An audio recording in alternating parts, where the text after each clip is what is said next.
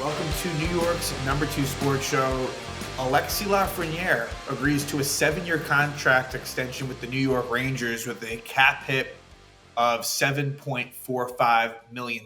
So this was something that was bound to happen. Wasn't sure exactly when, but apparently talks intensified and they've reached an agreement. So Lafrenière, who was going to be a restricted free agent after this season concluded, currently has a cap hit of 2.325, so a nice deserved bump for Lafrenière, and now having a little bit of an increase of about more than $5 million per season takes him to age 30. And look, I think if you're a Ranger fan, you got to be pretty excited about this. The maximum of an extension would have been 8 years, but with the Rangers cap constraints currently, that would have increased the AAV, the average annual value of the contract. And so I don't think that they were able to do that. So, I guess that's, depending on how you look at it, the one negative is you didn't get the 8-year extension if you are, of course, pro Alexis Lafrenière.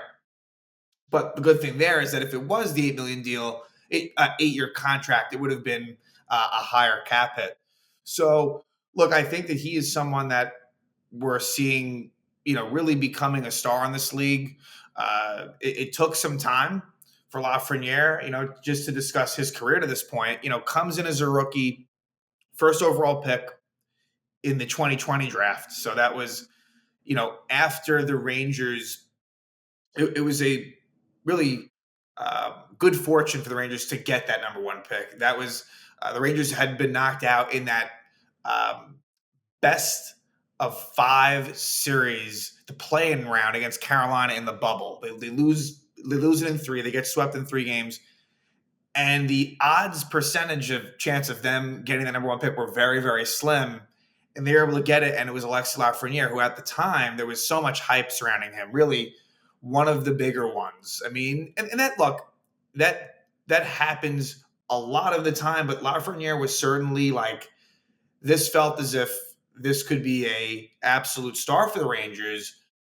Not as much as obviously a Sidney Crosby or like an Austin Matthews or a Connor McDavid, but maybe just a notch below that in terms of number 1 picks. I mean, the year before that was Jack Hughes, and Hughes, obviously he dealt with injuries last year, but the year before that, 2023, was unbelievable. And so there's a little bit of sting in the fact that Hughes number 1 was great. Kako number 2 has not been. And again, if the Rangers had picked number 1 that year, they would have taken Hughes, but the consensus number 2 pick was Kako, and that has not come to fruition the way the Rangers want it to be. He's still on the Rangers. He's contributing, but nowhere near the number 2 pick.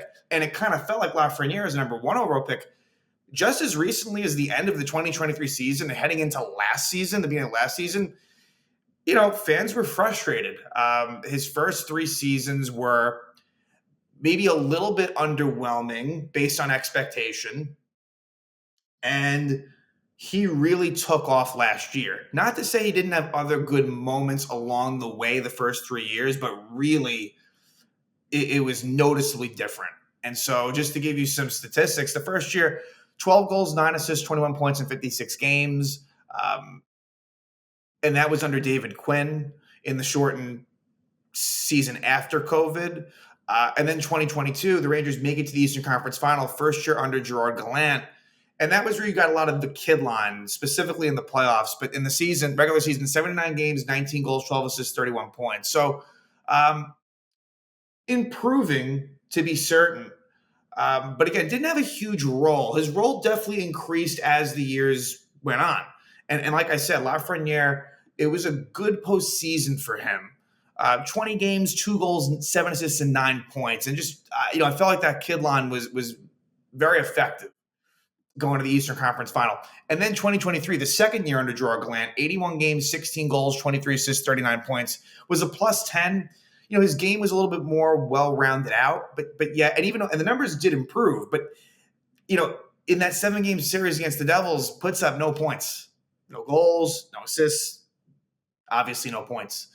So fans were upset, myself included. I wasn't ready to jump ship. No way. I was I definitely wanted to, of course, see what was there. Again, keep in mind he's very young. I mean, only just like today. I mean, he just 2 weeks ago turned 23 years old.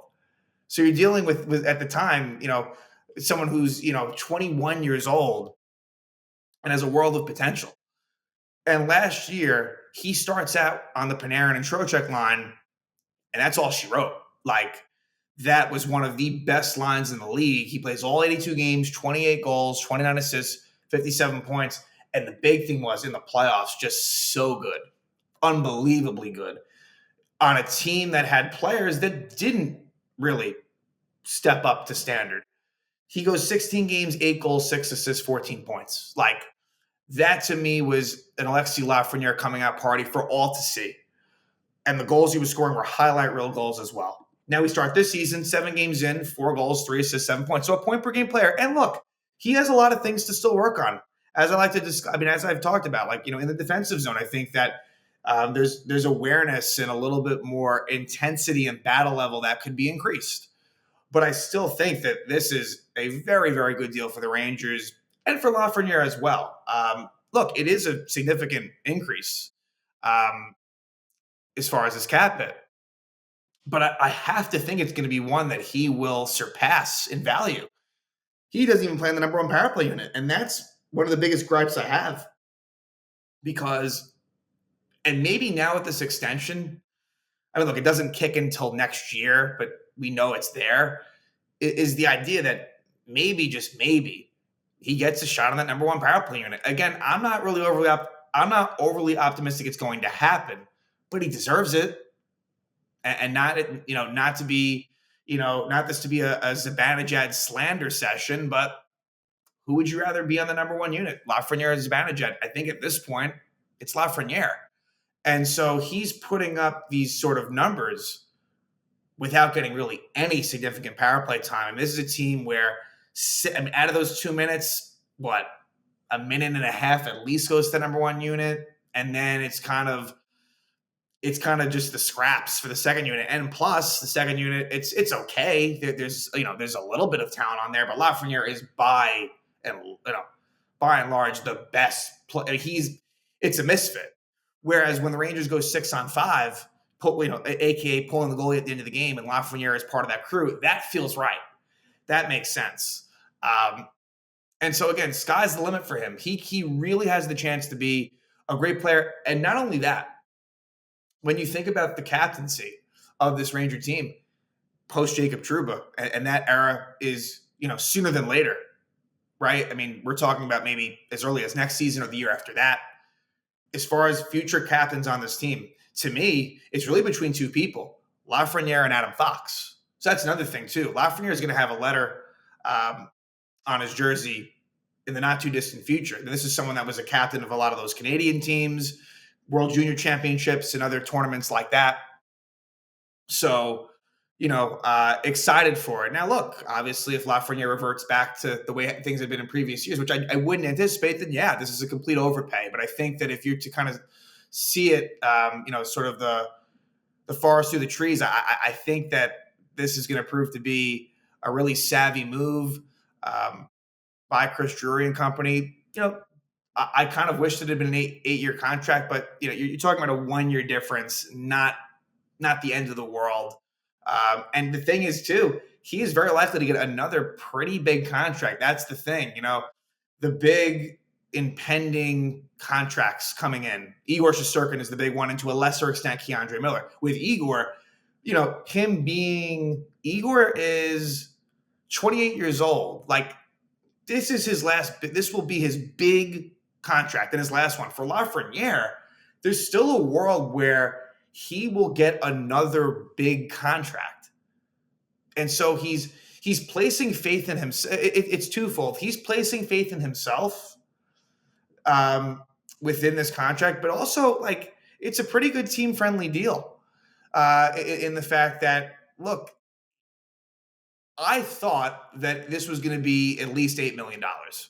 Now, again, part of that is because this ends up being a 7-year deal, not 8. You have to acknowledge that, but still, the fact that it's below that is a pretty good thing for this team, who is going to need the space to sign Igor Shesterkin Keandre Miller is going to get a raise. And so you're going to have to move salary. It's not going to be easy. But that's what happens. And it's a good thing ultimately. When you get good players, you're going to have to pay them. And so that's kind of the way it works in this cap world. But it's a good thing. And I'm glad that Lafrenière, presumably is going to be a Ranger for, through 2032.